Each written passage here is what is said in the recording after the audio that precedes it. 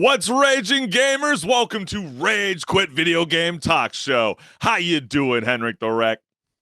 You know me. I'm doing great as always. How about yourself, Chris? Man, everything's good. This is our second show in prime time, and we can't thank you, the gamers, enough for joining us along the ride. We got so much brewing up for today's show, and it's going to be quite electrifying to start off, the first 10 minutes of the show, because we always like to talk about, all the things that are circulating all across the globe that's going viral. And in games like Pokemon Red and Pokemon Blue, that's like Pokemon Go, not Pokemon Go. Pokemon Red and Pokemon Blue, players are asked to select one of the three fictional creatures to accompany them as they start their monster catching journey. But Stephen A. Smith appeared puzzled by a fan's inquiry during his brand new podcast show on YouTube. If you haven't seen it, it's a whole lot of fun. But let's go ahead and take a look, because this clip is a gem, fam. At Randy_Vision writes, which one are you taking? Okay. He's what the hell are these? What are these? Bulbasaur, whatever the hell it is. Charmander or the Squirtle? These are Pokemons, I guess that's what it is. I'm going to say, you know what I'm going to say? Charmander.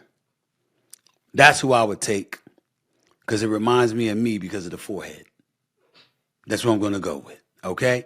I was so waiting. Yeah, right? I was so waiting for him to say Pokemon. Oh my gosh. It's like my father, raised his child under Pokemon and still calls it Pokemon to this day. It's like, really? And that's why, the reason why I'm even bringing that up, but let's go ahead and read the comments, because the first person wrote, Charmander is wild, laughing my ass off. Second comment we got here is, did he just give Pokemon a black name? After all, he said it looked just like him, the forehead. He's the substitute teacher from Key and Peele. Ron. Catching you slipping.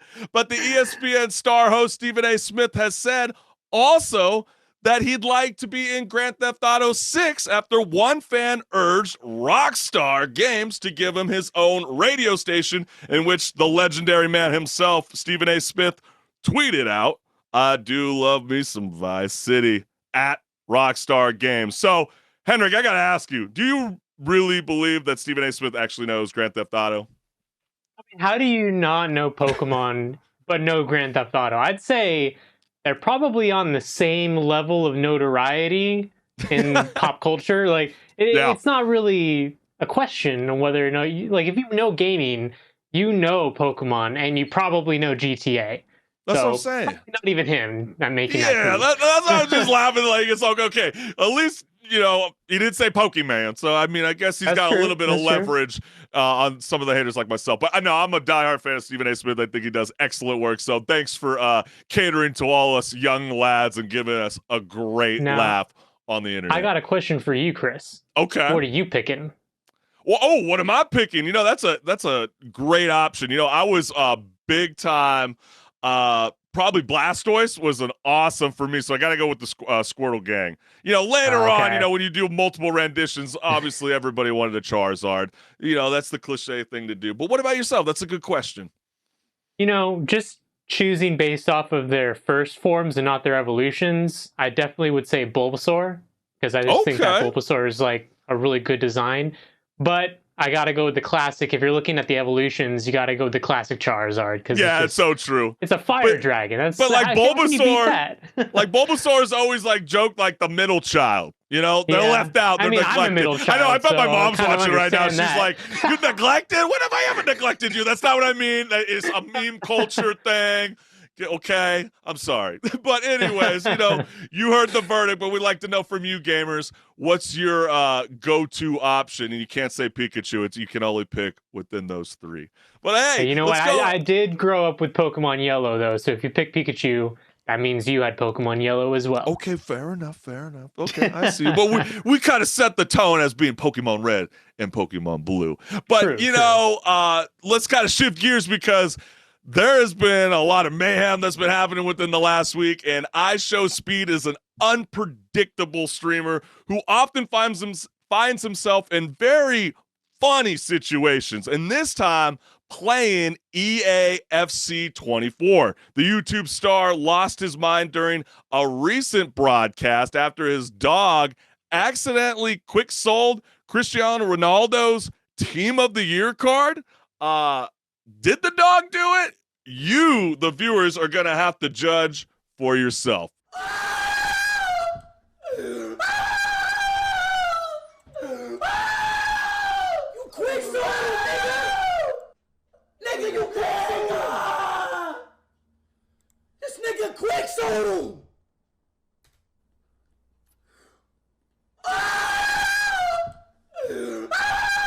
Fucking nigga hit his paw! It hit his fucking... What was the app called? Oh my fucking God.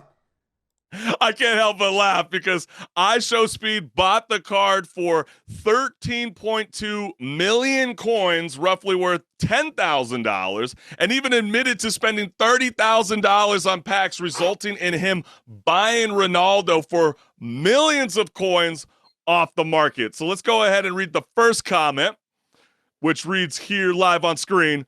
30,000 is a house payment, by the way. That rage made him the 30K back too. Okay, you know? Yeah, no, exactly. Like, quote unquote, accidentally. Yeah, you know, because he does have that cliche of causing a ruckus on his streams.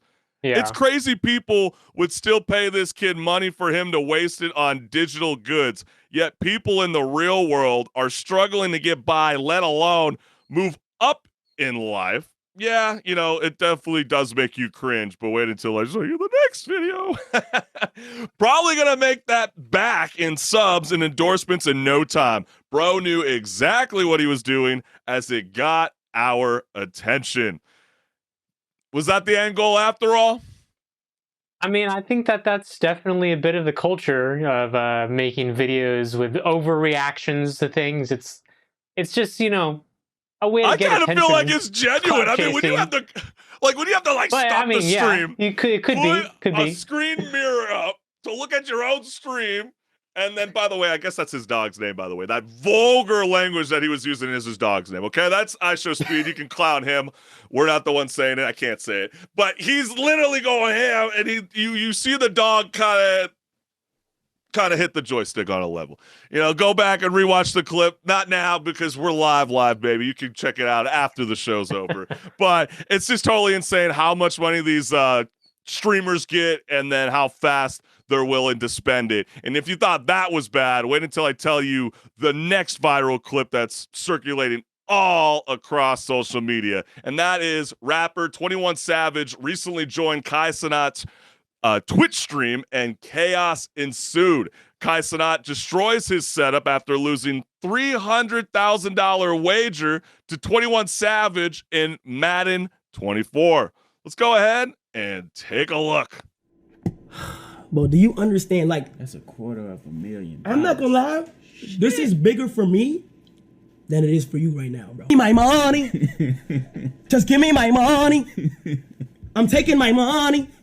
All right, chat. Here we go. Put some out, please. No. Just one. It's over. It's over. I'm done with this shit on God. It's over. I'm done with this shit on God. I'm done with this shit. It's over. Fucking dumbass fucking game, bro. Get out of here, bro. Done with all this shit, bro. Damn, Kai. You broke everything, bro. What the I'm finna pull up on you. This nigga Kai broke everything, bro. Say dada. Say dada. Bro. 300,000, bro. It's not funny, bro. I'm dead ass, bro. 300,000. Talk about a rage quit moment. Yeah, literally. And we can thank, you know, the people like that for, you know, sadly giving us a good laugh. I mean, I think it's totally insane. You would think after a while, like Twitch and YouTube and all the other potential outlets, Rumble, for example, would start to crack down on people that kind of express this weird kind of anger management issues, on a level. But before we even kind of chime in even further, let's go ahead and read the first comment. Say dada. Say dada. Say dada. Yeah, what was that about? Hey, just trying to get under his head, man. I mean, the fact that you even relied on Madden, to be the game to gamble $300,000 is beyond me. But anyways, True. I don't give an F how much money I got. $300,000 for losing a game is insane. Now he got to pay $300,000 plus the damage of his own shit. He ain't tripping. He rich. Oh, so you think he ain't tripping? Well, we don't tend to do a follow-up video, but this is why I think more platforms should actually take a closer look at this kind of situation because of this reason.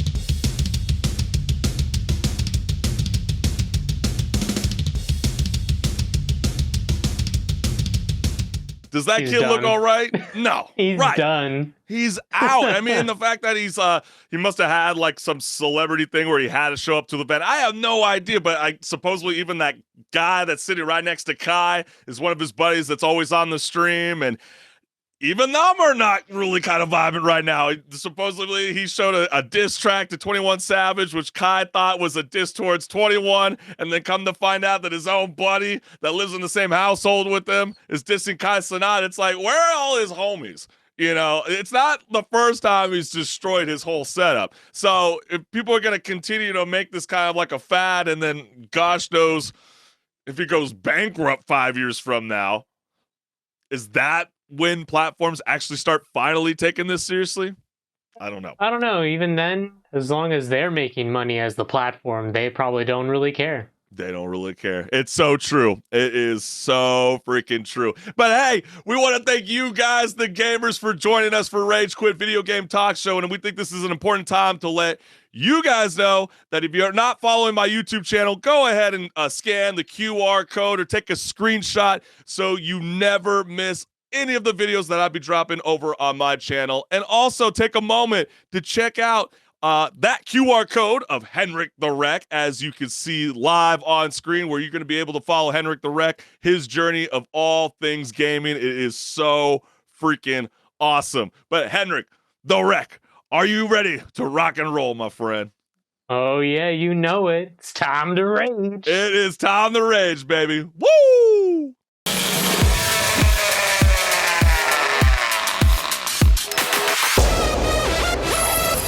Hey everyone, this is Pause or Repeat. Here we figure out whether a game is really worth your time and money. Today's game is Palworld.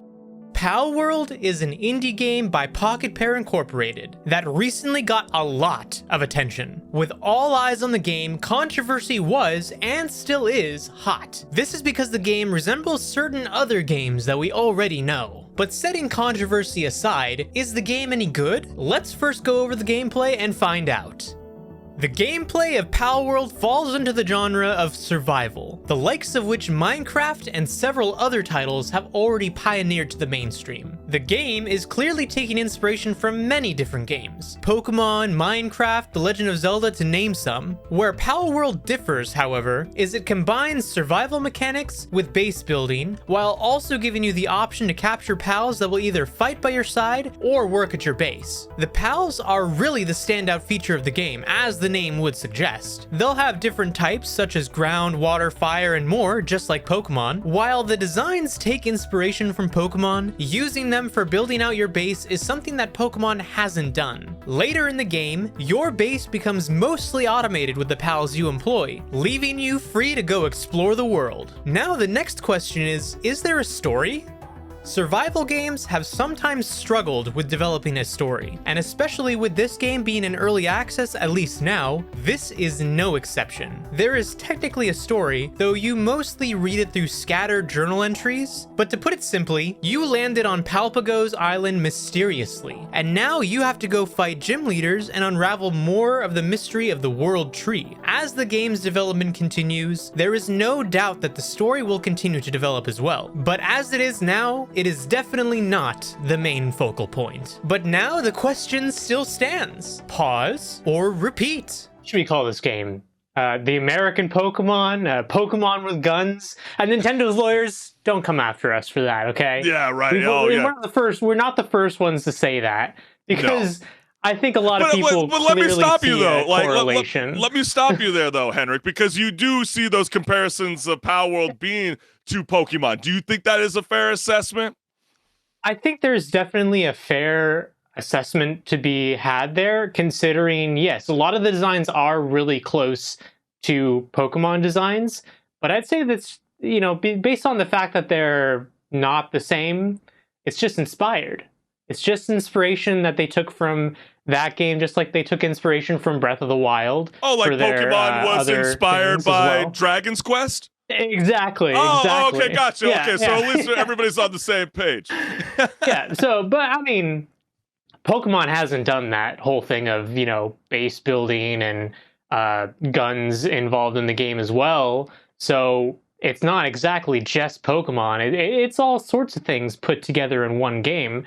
And I'd say actually it's a bit of a success for them, not only based on just the numbers, but based on how many people are talking about it outside of the gaming sphere even, because I'm, going to work and what is everyone talking about? They're not talking about The Last of Us Remastered.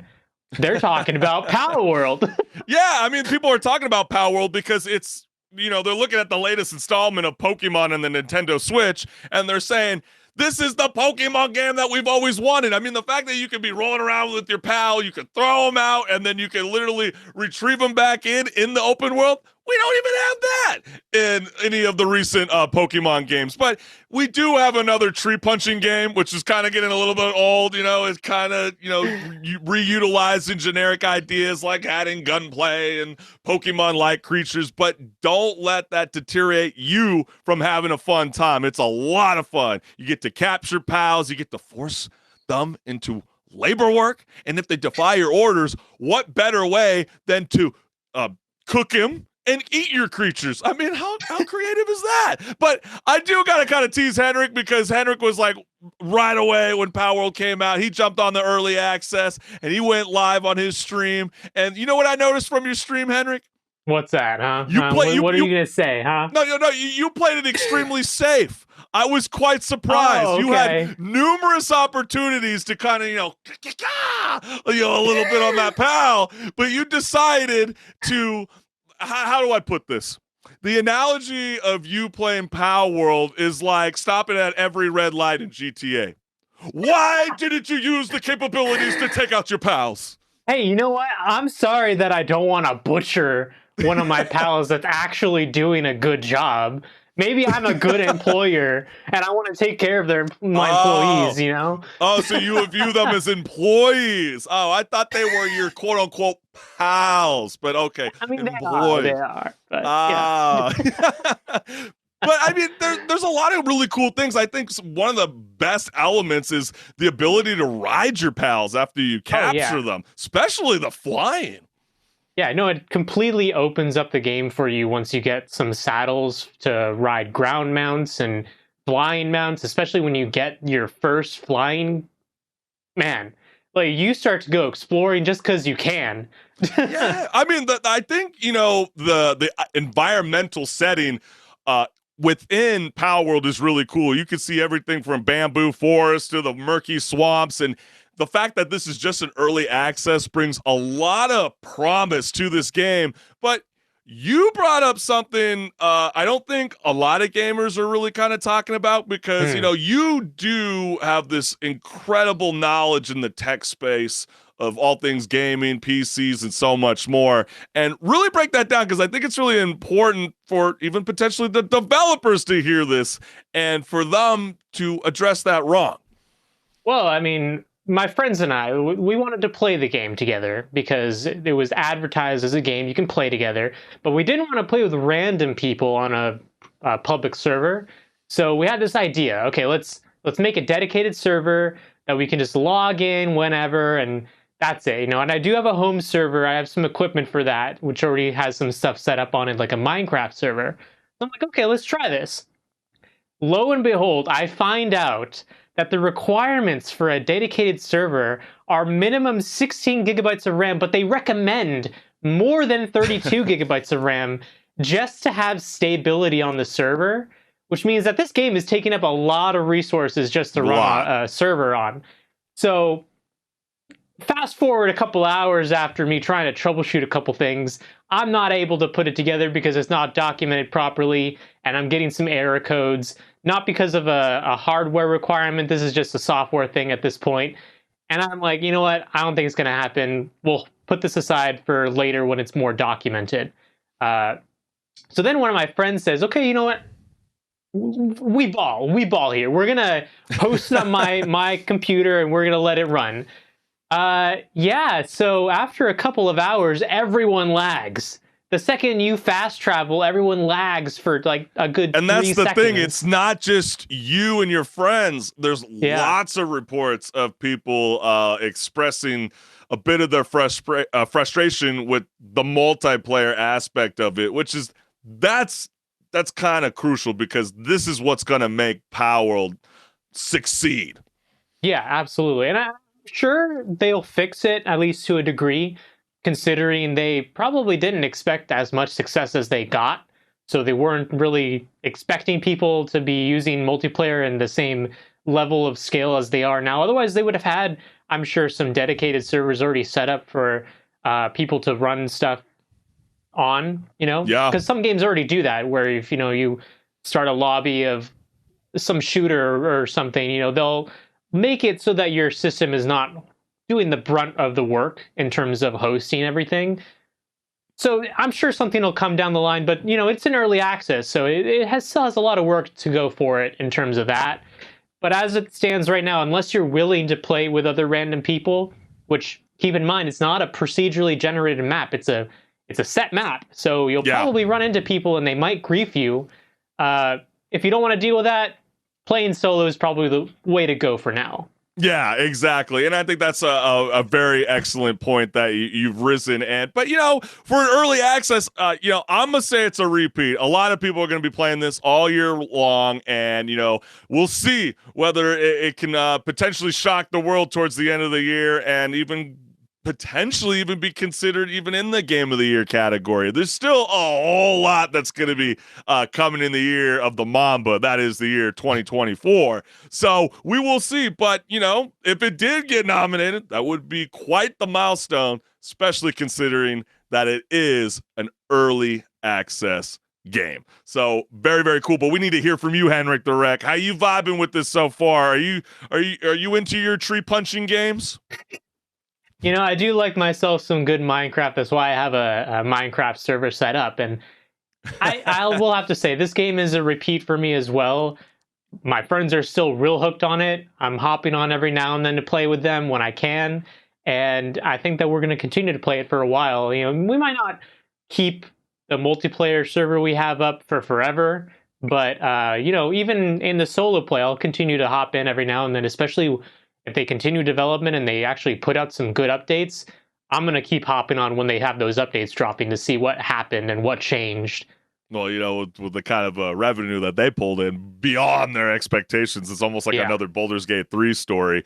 Trust me, that studio Pocket Pair is going to have a lot of fun, develop a lot more things than they probably even in their wildest dreams were even imagining. And that is really cool. And so kudos to them. Much success. And I'm looking forward to it. So you, the gamers, let us know what's good. Comment along throughout the show. We definitely want to hear your voices in and without. And so as you can clearly see, just like how that lower third pops up, you can literally join us as well, and we will showcase your text here live on screen. But we got so much more left here on Rage Quit Video Game Talk Show. So HenricK The WrecK, are you ready to rock and roll, my friend?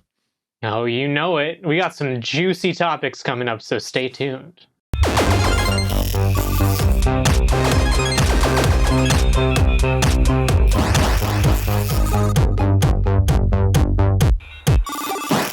What's good, listeners? Welcome to Patch Notes, where my co-host HenricK The WrecK and I discuss gaming news, industry talk, and so much more. Let's get it. The second month of 2024 is upon us. February has become a popular time to release games, and this month may be the busiest in quite some time. Clearly, we don't have enough time to be talking about all the 20 great games, but we're going to be breaking down the 3 core games that we believe should be on your radar. And the first one that we're going to be discussing is Suicide Squad Kill the Justice League. Takes place in a richly detailed open world metropolis. The story follows the Suicide Squad members Harley Quinn, Deadshot, Captain Boomerang, and King Shark, who must take on an impossible mission to save Earth and kill the world's greatest DC superheroes, the Justice League. Let's go ahead and take a closer look. All of you are the worst of the worst of the worst. So, what's the plan? Time for us bad guys to save the world. Waller, the Penguin is in flight. Repeat, the Penguin is in flight. Then let's clip his wings. Oh my god, he's getting up! Hitting him again. He's ran out the door! Somebody stop him! Did that get him? No! It very much did not get him. I do like a lot of the humor that I'm seeing from the story play, but a lot of the commentary that I'm seeing circulated online, and even I posted a YouTube short joking about the title of Suicide Squad, Kill the Justice League, and it seemed to really ruffle some feathers because people are having a hard time that the Suicide Squad, ... kills the Justice League. Do you have an issue with that, Henrik? What's going on? Not necessarily. I mean, I don't have as much of a tie emotionally to the characters as maybe some people do, though. So I could see, people who are real big fans of the Justice League characters. They're not happy. I've seen a lot of people not happy about how Batman is handled, for example.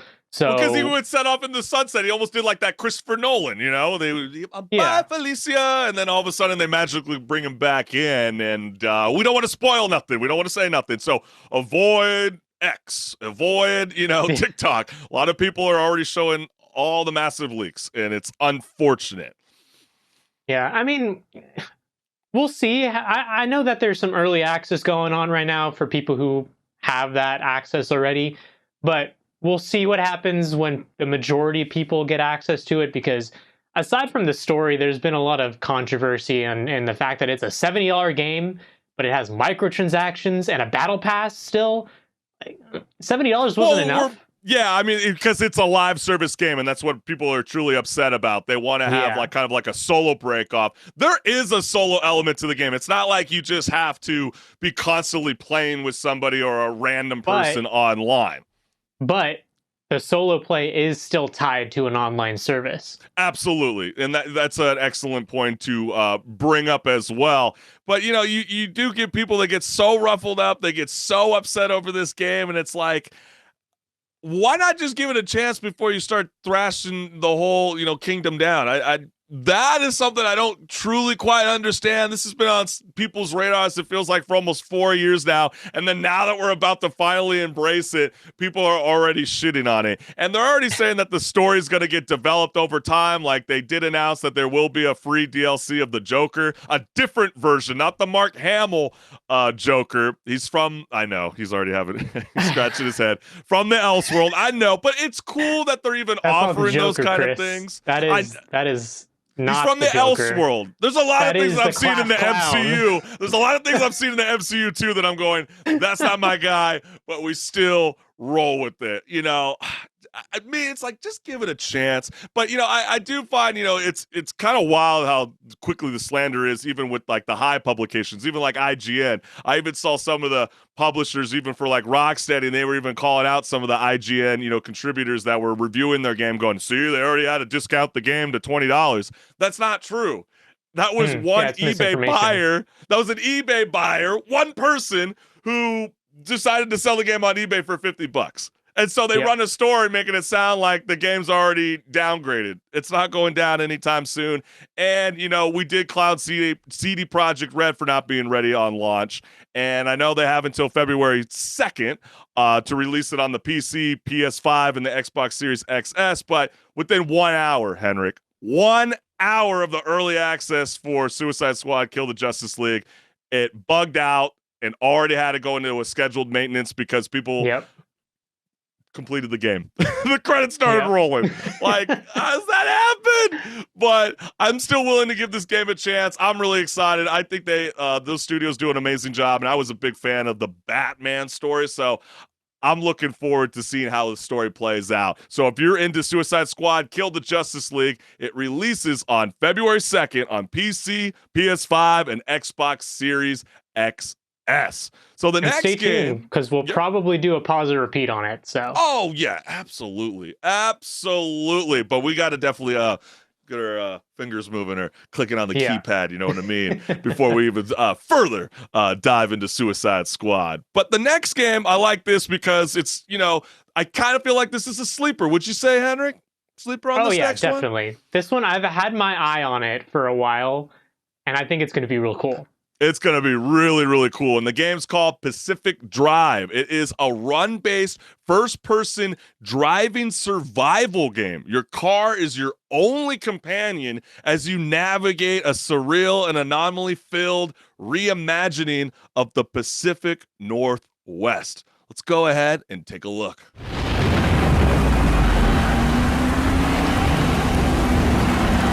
Locations impacted in the sectors down there.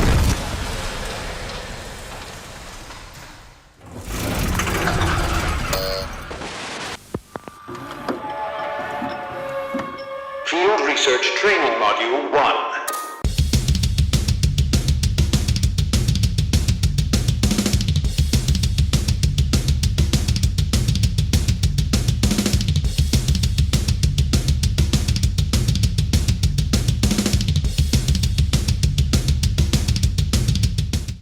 You're like, what is going on? Is that the Ghostbuster vehicle? Like,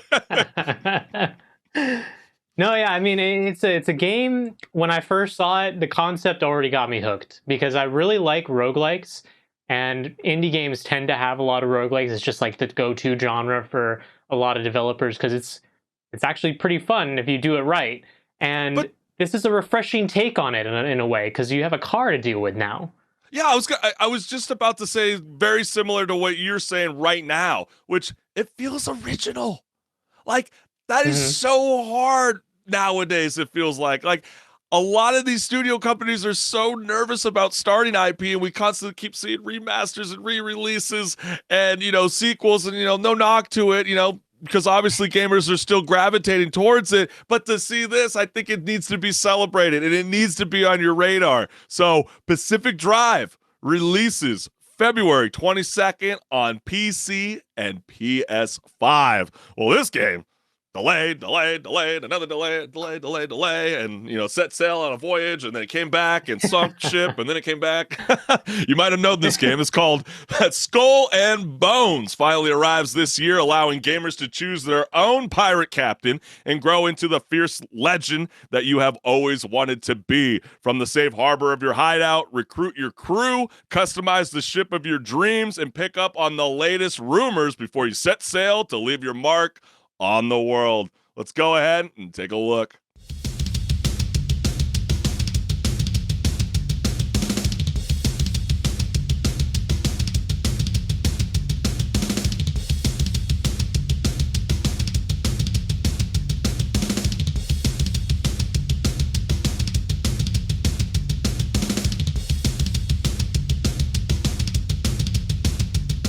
HenricK, you remember when E3 was a thing? Yeah, I know. Long gone, like Warp Tour. Well, Skull and Bones has been announced since 2017. 2017. Yeah, just remind when people E3 was still around.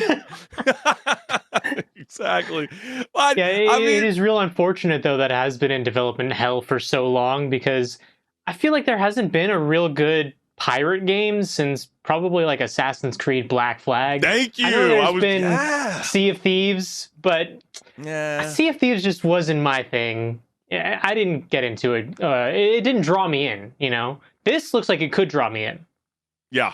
I think it's going to be a lot of fun, especially since it's not all just naval warfare. You do have the elements to be able to explore the land, and I kind of like how they're kind of keeping it a tad vague on a level. I feel like they want people to kind of do their thing for the first 2 weeks when it first drops and kind of explore the realms of this Skull and Bones universe. But it's very exciting. Someone who loves the Pirates of the Caribbean series and the Assassin's Creed Black Flag, as you referenced HenricK The WrecK, who doesn't want to be a pirate and live out their dreams on the sea? Something that I like to do virtually, not in real life. I don't know about you. I don't do well on boats. Oh gosh, man. The best thing about a boat ride is when you're moving. When you stop, oh gosh. The constant shaking. Yeah, the constant rock. Oh my gosh. We both went to Cal State LA. I don't know if you had to take a course. I had to do an oceanography course. Oh my Lanta. I was a part of the Skull and Bones at the bottom of the ocean. That's how I felt, at least. My stomach was sunken. But, Skull and Bones, it could easily potentially be a game that could be on your radar if you so choose. So Skull and Bones releases on February 16th on PC, PS5, and Xbox Series X. So now we're going to go into some industry talk. We don't tend to normally do rumors, but it's really ruffled a lot of people. HenricK, break it down. What is going on? We got a debate coming up here, but yes, we do. Rumors are swirling about Dragon's Dogma 2 launching without a 60 frames per second performance mode on PS5 and Xbox. Now, frame rate and performance are subjective to an extent, but there's no doubt that console players have come to expect a 60 FPS option in this day and age. After all, this is Capcom's first $70 title, reviving a series 12 years after the launch of the original title in 2012. And gamers were quick to post the news on Reddit with the following comments. Man, so let's break it down. First one is, sounds like the game will be very faithful to the original. 2012, did you get it? Yeah.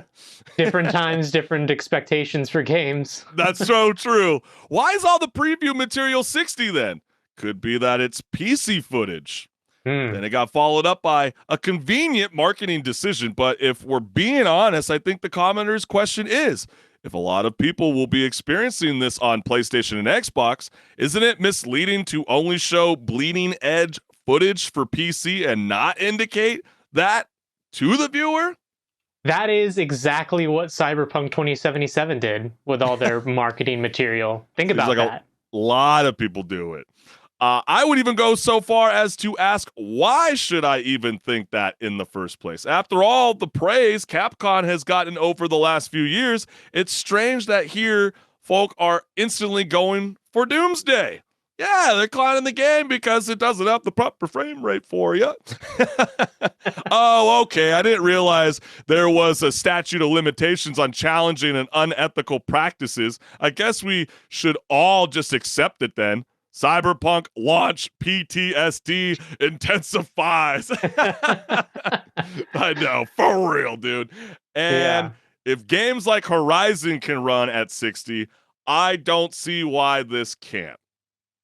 And yeah, I mean, HenricK, but why should I care? I mean, I rarely can tell the difference between, playing a game on 30 frames per second or a game on 60 frames per second. And I already know, I bet there's people on the stream already that are like, you know what, Chris? Then show it live on air. I'm sorry, we're using a software called Restream.io. We're streaming at 30 frames per second. So who the hell are we kidding by putting a side-by-side comparison? So don't be fooled. There's so many videos on TikTok or YouTube Shorts that are like 30 frames, 60 frames, and you're like, I don't see a difference.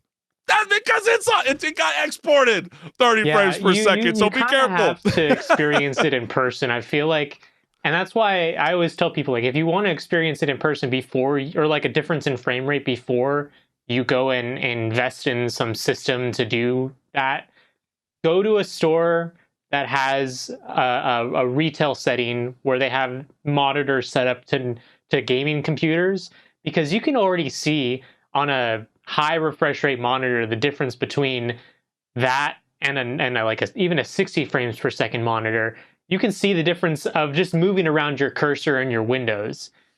Yeah. It's actually a pretty big difference. But that is the jump. Really, like a really big difference. I mean, like, no, wait, okay, like the number one celebrated game, it feels like always on like Reddit, Discord, you name it, Bloodborne. Okay, that runs on 30 frames per second. Why doesn't nobody ever experience an issue playing that game? Oh, right. No one but has you want to know no, what one of the biggest reasons why people want to have it remastered? Because they want to have it in 60 frames per second, Chris. But okay, since you're saying that, it's like, do you believe Capcom will still deliver, an exceptional and outstanding RPG game no matter the frame rate capabilities? I mean, yeah, if the game is good, the frame rate is just another added detail. But if you're worried about the game not being good, especially when they haven't done this series in a long time, so they could mess it up. They easily could. We better just not. Frame rate is another thing where it's like, okay, now you're not giving us the option of 60 frames per second when we're kind of expecting that out of games nowadays. That kind of sucks. But I know, and then you see thing. a lot. But you see a lot of the comments even within more of the Reddit thread, and people are kind of going, yeah, exactly like you said. This is something that we need to celebrate, and we need it. The PS5's already been out for like 3 years. Why isn't this a mandatory requirement for studios? And again, this is a sequel working from a game that the first one installment came out in 2012. So that's why sometimes I have a really hard time. But then, every time we have this conversation about 30 FPS and 60 FPS, I start to think that we're starting to give these developers great ideas when it comes to the deluxe and premium. I'm starting to think about last week's show when we had about the new game. Plus, you see where I'm going with this? You see where I'm going with this? It's gonna be watch. I watch. I know. I'm speaking into existence. I'm not saying it's right, but watch it gonna become like a deluxe and a premium edition where you're gonna go Dragon's Dogma 2 for the deluxe edition. You can play it on performance mode, and that's going to be very concerning, especially considering like Star Wars Survivor. They give you the options between 30 and the 60. But I mean, does that seem too far fetched? I mean, I won't be surprised when someone tests the water. It honestly just sounds dystopian to bring up that as even a concept. Dystopian? You think that's dystopian? Come on. Everybody's always trying to look for the dollar bill. I mean, you're the one that told me that you have you have to play it on 60 frames. Well, it depends on the game. Some games you might not be able to tell as much of a difference, but I play a lot of games that have a lot of fast-paced action. I'm not about to go play a game like Call of Duty at 30 frames per second in the year of 2024 and have a good time. No. Not when I'm facing off against people who have 144 hertz monitors or 200 or even 360 hertz monitors some people have. That is just already such an advantage for them because the gameplay is just so much smoother if their system can handle it, obviously. Are you going to be upset just so much smoother. Are you going to be upset if Mario versus Donkey Kong isn't in 60 frames per second? Is that what you're telling me? Is that what you're telling me? Does it only? That has been a big complaint about Switch games is that they don't come out always in 60 frames per second. But I mean, then again, there are people that are bringing up excellent points too. It's like, the recent Zelda game, they were able to do it in 60 frames per second. You also have, a lot of other, the most recent, why am I already blanking out the person on the comment? The Horizon Forbidden West was even able to run it at 60 frames. So they're going, why is it locked? I might be making an excuse for them, but maybe it's because the game has been in development for a very long time and they weren't in that workload mode, for going towards. I think that it's a couple things. It's one thing being, the developers have to go in and optimize the game for the hardware to support 60 frames per second, but then also the hardware has to actually be capable enough of doing that in the first place, which they did say for this generation of consoles that they were really targeting 60 frames per second. So I'm sure that's a good point. You're right. Is that? They're not going to mention that ever again, I think, in this generation.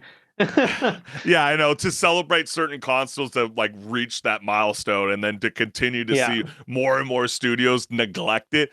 Very, very odd. It's not like it's, Suicide Squad, Kill the Justice League, where they're dealing with like Unreal Engine 5 and a live service. Like sometimes a part of me makes it feel like they can't do all this at once because they think the technology can sustain it, and then they're finding out the hard way that we're not quite there yet, but we're almost there. But you would think that more people would flip the hell out over, Dragon's Dogma going for a very old school approach when it comes to this open world game. Like, one of the news that's a bit disappointing is that they're only going to do a single save slot for this game, which I don't know about you, like growing up playing like Fallout 3 and Fallout 4 and New Vegas, I always had like multiple saves because you sometimes go under, a subway tunnel and all of a sudden you die and then you lose all your material. You're like, I better have a backup save. Yeah, and you reload. And then exactly. So you correct your wrongs, right? That's a little bit disheartening. But also, gamers, how do you feel about the director of Capcom's upcoming fantasy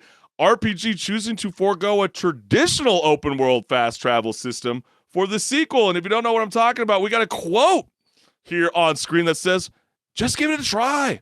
Travel is boring? ? That's not true. It's only an issue because your game is boring. All you have to do is make travel fun. We put a lot of work into designing a game where you could stumble across someone and something will happen." So yeah, there's no fast travel. That is a good point, because I do think that putting fast travel in all these open world games, while it is a nice convenience, because in a game like Skyrim, you might not want to walk all the way from Riven all the way back to the starting area, because that's a long mission to make it all the way across the map, basically. But at the same time, like a game like Skyrim, they maybe put that in because not only is it convenient, but there's also a lot of nothing. Once you explore it once, there's not really going to be much else to explore. Okay, well, what about Spider-Man 2? Everybody was celebrating their new fast travel that's never really been introduced in a game. Within like 3 seconds, you could load anywhere on the map. Like, people were celebrating that.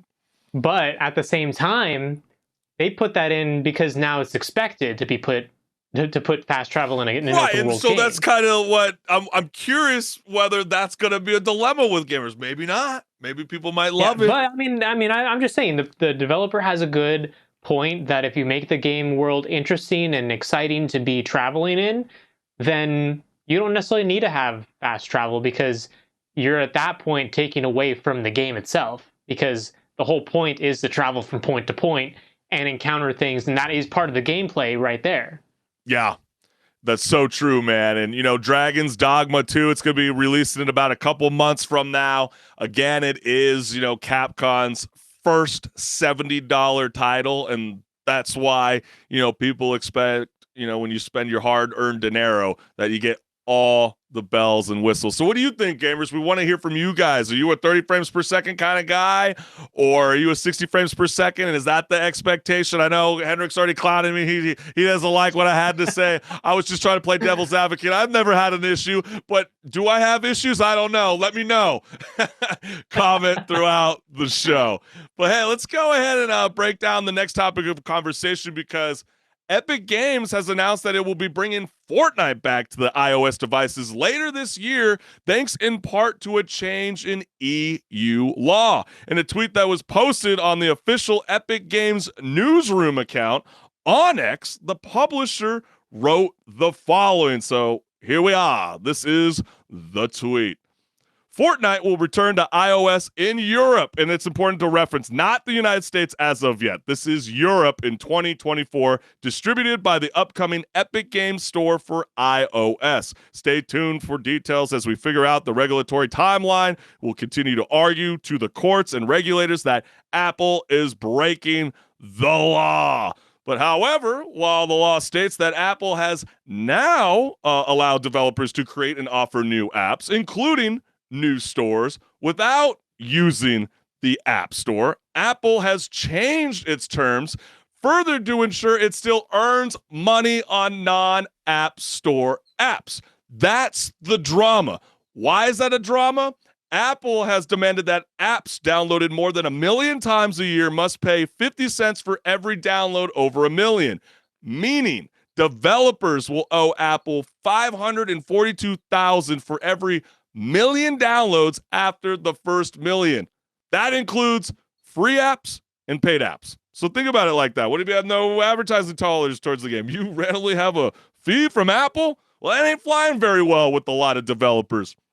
And so unless this situation changes, it appears that even if Epic was to release Fortnite on the iOS devices through its own Epic Game Store, its popularity means it may still have to pay Apple millions of dollars under their new terms, which the founder and the CEO of Epic Games, Tim Sweeney, oh man, he wasn't having it. And I'm going to go ahead and show you guys that tweet. He wrote, Apple's plan to thwart Europe's new Digital Markets Act law is a devious new instance of malice compliance. They are forcing developers to choose between the App Store exclusivity and the store terms, which will be illegal under the DMA, or accept a new, also illegal, anti-competitive scheme riff with new junk fees on downloads and new Apple taxes on payments they don't process. So now that we've heard from the CEO, we're going to show you guys what the gamers and industry leaders are tweeting about the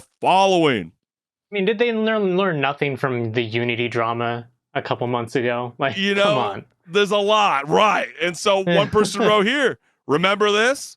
It's nowhere to be found today on apple.com. A store that welcomes competition. As you can see here, it's going, see, look, we have our own podcast, but we support other podcasts. Look, you like TV? Yeah, we have Apple TV, but you can get Netflix and YouTube and all that kind of fun stuff. Oh, you like music? Well, you don't have to go through us. You can go through Spotify. And so, yeah, that's pretty hilarious that they removed that. So then the next person, Sarah Bond, she is the new leader over at Xbox. And, you know, she believed constructive criticisms, let me start that over again. We believe constructive conversations drive change and progress towards open platforms and greater competition. Apple's new policy is a step in the wrong direction. We hope they listen to feedback on their proposed plan and work towards a more exclusive future for all. And that was responding to Daniel Ike, which also is kind of hilarious to begin with too, because, you know, he's talking about taxes on apps and downloads. Well, you know, you've been kind of taxing the artist, but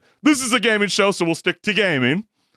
How long can a company that depends on developers survive at the top of the hill while being at war with those same developers? We're about to find out. And this guy wrote back in 2021, my spiciest take, Apple will not be a top 10 company by market cap by the end of this decade. That is quite spicy. That is, yeah, considering how many ventures into cash flow that they have. Big time, HenricK. And under the app's new fee structure for Europe, if you make 10 million in sales, Apple's cut is 6.2 million annually. Assuming you have no operating costs or salaries, you take home amount 2 million after tax, or 20% of your sales. I will never launch an app in Europe. And last, still boggles my mind that you're allowed to put a credit card number into the Popeyes app and not the Fortnite app on iOS. Oh, excuse me, I have one more left, and that is, it's 2025. Your app went viral in Bulgaria, generating 4 million downloads. Your tip jar wasn't working, so you didn't generate any revenue. You are now indentured to Tim, Apple, until you pay off your 1.5 million year debt. So make this make sense, people. So clearly, HenricK, you know, people are upset, but I'm a major fan of Apple. I use their products. I like it, but you start to get a little frustrated with a lot of these larger tech companies starting to get on my nerves. You know, they feel like the rules don't apply to them. How can we make this work Apple, out? it's all of them. All of them have done something at one point that's just like, what are you doing? I don't understand you right now, because you're just like trying to shoo people away from your products because of this bad practice in the market. Like, and this itself, I mean, yeah, there's people against it, but the majority of people are not going to know what's going on. And, you know, all they're going to care about is their phone working, and are they able to download Fortnite? And if they're able to download Fortnite, that's all they care about. They're not going to care about the back end of like, oh, I'm going to make them, you know, owe this much money at the end of the year. No, they don't care. And yeah, and you know, and myself and HenricK The WrecK, we're not going to pretend live on air that we have the answers, but I will give you my theory on where I believe why Apple has been trying to take this kind of stance. Because think about this new report that's been dropped by mobilegamer.biz. They found out that the new GTA trilogy has reached 18 million downloads on Netflix games. Okay, so with that being considered, and just the San Andreas game, they said, accumulated 11.6 million downloads all on its own. Okay, so if we're starting to implement more video games coming to the devices, go into your smart TVs. Well, who wants to control the cloud? All things cloud? Apple wants to be the leader in that. They do not want to see. I've been saying it for like 6 months. Henrik's been saying it for 6 months. They are trying to be the regulators of all things gaming. They understand video games generates more revenue than movies, television, film, theater, music combined. It's crazy. And so when you start to think about that, they're starting to, create these rules designed to get the likes of Epic or Microsoft Xbox from gaining traction. What do you say about not only that, that? but like if they do get traction, they want a piece of the pie. Because at the end of the day, they feel like, oh, okay, you're going to put Fortnite on our devices. Now, because you're using our devices, we need some sort of compensation for that because you're putting it on a device that we made. Yeah, and a lot of these developer apps already pay an annual fee to Apple. So this is another tax on top. That's why people are extremely, extremely frustrated. And if you think it's only Epic and Microsoft that has plans for all things cloud gaming, look no further than a quote that I'm about to show you guys right now. This is the Sony CEO speaking on the future of gaming. And he wrote, "It will be ambiguous. Wherever there is computing, users will be able to play their favorite games seamlessly. Why PlayStation will remain our core product is we will expand our gaming experiences to PC, mobile, and cloud."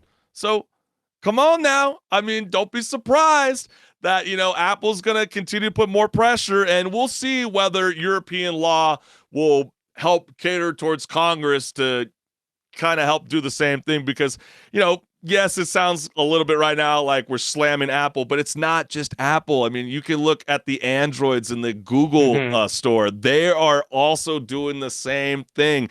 And cloud gaming is going to have a very hard time being successful if they do not figure this out pretty soon. No, definitely. I think, like I said, it's not just Apple. It is all big tech companies in the space that have done something at some point and are maybe still doing it. It's just Apple is such a big player. You would think that they would, kind of be the forefront of allowing things like this, but instead they're the forefront of wanting to charge a nickel and dime all their developers, clearly, because that's what this is exactly. It's them nickel and diming them because they're trying to, as one of those people said, do some malicious compliance, saying, okay, well, we have to comply to the law now, but if we're going to comply to the law, we're going to comply under my terms. They want to be in control. But that's why people feel like in the European Union, this will be the best thing even for Americans because, you think about the USB-C charger debacle. Remember how they were saying, you need to make a universal cable, stop coming out with a new cable every 3 to 5 years. And that eventually, didn't even let Congress do the job that they really should have been doing for the American people. So that's why people feel like when they look at what Europe's doing, potentially that will cross the pond and bring us Fortnite back to our phones. Oh, it used to be such a beautiful time. I want to see that happen. And so, I mean, unless you have any other kind of final thought, Henrik, I say we move on to the next topic of conversation. Yeah, we can move on to the next one, which is in regards to Xbox. So, and really just the industry as a whole. Yeah. So Xbox, they've now joined the long, depressing list of tech industry layoffs in 2024, which it feels like it's every week almost. We have a new one coming out. But Microsoft will lay off 1,900 people across its video game divisions, including at Activision Blizzard, which it purchased for $69 billion in an acquisition that closed late last year. And this is after the news of the Microsoft gaming layoffs. They hit social media the landscape of social media. Yeah. And there's been no shortage of criticism, as you could imagine, directed at Xbox head Phil Spencer, because he's the face of Xbox. And so check out some heated tweets we pulled up.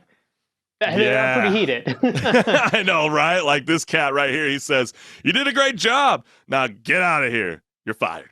Phil Spencer. And we don't have enough time to read the email, but you get the point. A lot of the emails have been circulating with Phil Spencer and what he wrote to his staff about the layoffs. Second comment we got here is, companies do heinous shit like this, and then in 2 months, people will gobble up their newest content and praise Phil Spencer like he's their best friend. In October, Phil Spencer said the acquisition of Activision Blizzard would build a, quote, culture that strives to empower everyone to do their best work, end quote. 4 months later, Xbox and Phil Spencer are laying off 1,900 employees at Xbox, primarily at Activision Blizzard. Heartless to fire people right after big Xbox game showcase. The people that made the games you saw are being fired. Phil Spencer, Aaron, Sarah, and the rest of the clown gang will get away with it. Keep buying, keep firing. Only thing they really want is to sit on the IPs. Microsoft on their way to lay off 1,900 talented workers. It's all good, man. It's all good. And another filthy rich company pinching pennies. And so, yeah, I mean, it's pretty wild, Henrik. You know, from the outside looking in, you know, one would think that Microsoft has the money to spend on employee salaries, but clearly that's not the case because it's not just them. Remember, you know, PlayStation had their fair share last year, and, you know, we're seeing reports that even Riot Games, Twitch, Discord, Unity, you name it, they're laying it off. It's wild. Yeah, it's Why is this happening? Microsoft. It's like a whole industry thing, and we're probably going to see more of them in the coming months, even lay off more of their employees. And you know, granted, this does happen in the tech industry and the gaming industry every year. There's a kind of a wave of some layoffs because they hire people for the holiday season or whatever it is that they decide to do. They overhire a little bit and then they have to pull back a little bit after the fact. But we were kind of, you know, trying to figure out what's going on. Like, what is the reason why this is happening now, and more so than previous years, it feels like. And we don't have an exact answer because we're not working for these companies, obviously, at the high end. So we don't have the statistics and the charts and everything to look at the numbers. But we can really speculate. We can speculate. And when you really think about it, like, when you look at the music industry, there's places in the world that are seen as like the mecca of music and music and music, you know. Nashville, Tennessee. You're right. Nashville, Tennessee, for example. That is a great example. Think about the cinematic universe. Where's that located? Hollywood. Entertainment capital of Hollywood, right? There is none of that, right? In gaming. Yeah, there's none of that in the gaming industry. It's all spread out. Like, you got people working in Japan, you got people working in the States, you got people working in Europe, and or Toronto, all over those Montreal. Countries at that. Yeah, right. Barcelona. So, it's like, is this because they want people to go back into the office now that the pandemic has kind of subsided and it's okay to work with each other? Or and is that then because, like, are these layoffs because people don't want to go back into the office and they're, you know, maybe they work for Blizzard, for example, and their headquarters are in Irvine. They don't want to move to Irvine because that's a big move potentially for them. Or, well, you know, it's expensive to live here in California if you're not used to that ride, you know. And I think a lot of these studio companies for the longest time were relying on remote work.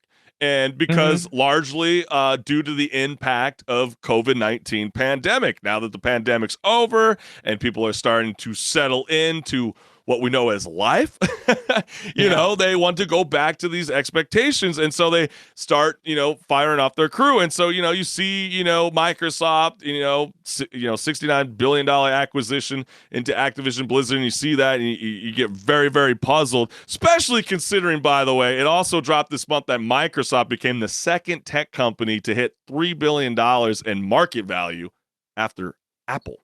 So you start to see those kind of things and you kind of wonder what the hell is going on. But there's also been further reports, even on Xbox end, that a good majority of the people that got laid off were the people that worked in physical distribution, which really strongly gives an indication that they are pushing for everything to be potentially digital, which is what we keep saying: cloud gaming, cloud gaming, cloud gaming.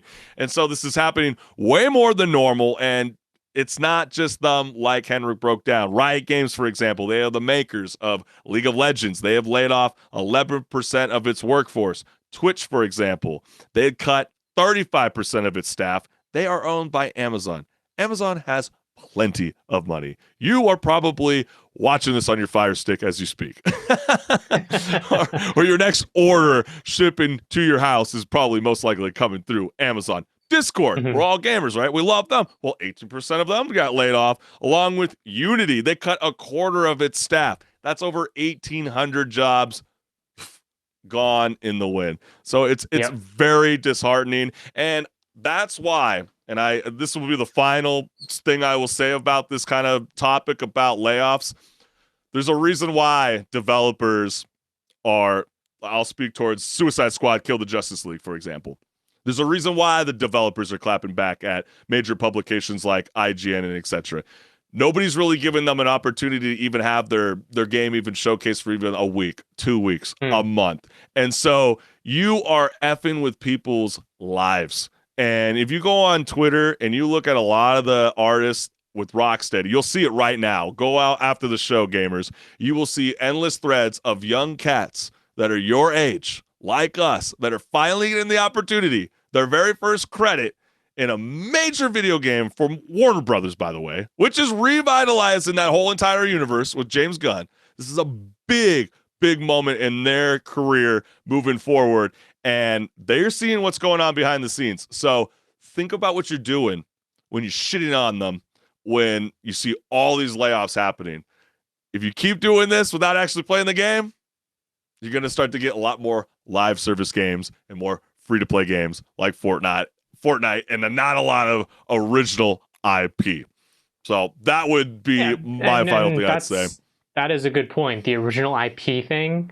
And I believe you brought it up earlier in the show as well when we were talking about the games that are coming up in February, that Pacific Drive felt, like a fresh concept, because you don't get that often anymore. Because a lot of developers are looking at the numbers and saying, we could try, but it's either we try that and gamble maybe or maybe not making a profit out of it, or maybe not as much of a profit as we want. Or we could go back to an IP that people already know and ruin it, but we'd still make money. Yeah, exactly. And so, if you want to kind of, cherish, original IP, before you start slandering it, play it. That's all. There are real humans behind the scenes, and trust me, they put all their full efforts to try to bring you something awesome and electrifying towards your console or your PC or even your handheld device. But man, we've had an amazing show today here on Rage Quit Video Game Talk Show, and we can't thank you, the gamers, for joining us every Wednesday prime time at 6 p.m. Pacific Standard Time. And since you're here at the end of the show, just want to take a moment, scan the QR code, follow me on YouTube. I got so many things cooking up, a lot of goofy content and so much more. Join the ride. I'd love to see you there. Also, HenricK The WrecK has got a lot of beautiful content. So like, share, and subscribe. You know the drill. And I know you've been kind of doing something a little bit after the show. Are you doing anything today, or are you just kind of keeping it easy? Yeah. At 8 o'clock, I'm going to be going live, and I'm going to... I have to pick what game, but I think I'm going to play Apex Legends because I'm kind of lacking on the Battle Pass. So I have to kind of catch up on that. Don't you only have a couple weeks left? So. I was going to say, don't you only have a couple weeks? I'm at like level 64 or something out of 110. You got a lot of work to put in. Yeah, you got to put some work in. But they do have EXP boost going on right now, so I got to take advantage of that. That's true. That's true. Hey, so go ahead and come join. We'll have some fun. We'll chat about some games. If you have any thoughts about my gameplay, you can even roast me. Yeah, please do. I got to see the roast. Just tell me if someone roasts him, all. get a screenshot and send it my way on my personal accounts. We will use that as fuel to the fire and maybe light something under HenricK's chair. We'll see what happens. But thank you guys. We can't thank you guys so much for joining along for the ride. So make sure you hit the notification bell so you never miss a live show. And we'll see you next week, fam. Peace. See ya.